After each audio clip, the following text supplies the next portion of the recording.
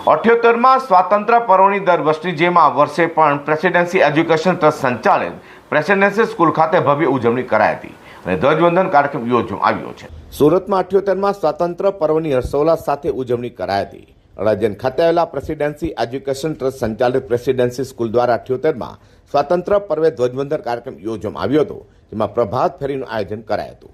બાળકોને વાલીઓ પણ ઉત્સાહભેર જોડાયા હતા, જ્યારે સ્વતંત્ર સેનાનીઓના વેશભૂષામાં વિદ્યાર્થીઓ જોડાયા હતા। ધ્વજવંદન બાદ વંદે માતરમ અને ભારત માતા કી જયના નારાથી વાતાવરણ ગુંજી ઉઠ્યું હતું। તો વડાપ્રધાન નરેન્દ્ર મોદીના હર ઘર તિરંગા અભિયાનને પણ સફળ બનાવવા આહવાન કરાયું હતું। પૂર્વ કેન્દ્રીય મંત્રી દર્શનાબેન જરદોશના શુભ હસ્તે ધ્વજવંદન કરવામાં આવ્યું હતું। આ પ્રસંગે પ્રેસિડેન્સીના પ્રમુખ કિરીટ ગજ્જર, ખજાનચી નીલમ ગજ્જર, પ્રકાશ ગજ્જર, શાંતિ નિકેતન વિદ્યાવિહીના પૂર્વ આચાર્ય હસમુખ પટેલ સહિતના ઉપસ્થિત રહેવા પામ્યા હતા।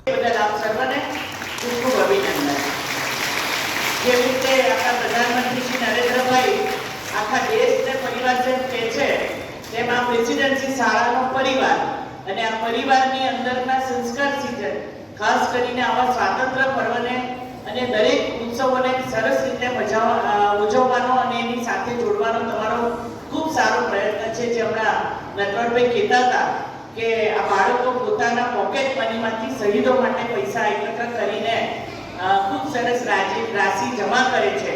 એટલે આ જે વાત છે, આ બાળકોને જે શીખવવાની વાત છે, એ શાળાએ ખૂબ સુંદર ઉદાહરણ પૂરું પાડ્યું છે।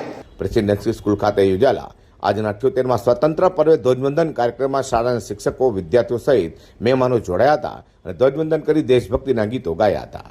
બ્યુરો રિપોર્ટ, જી24 ન્યૂઝ।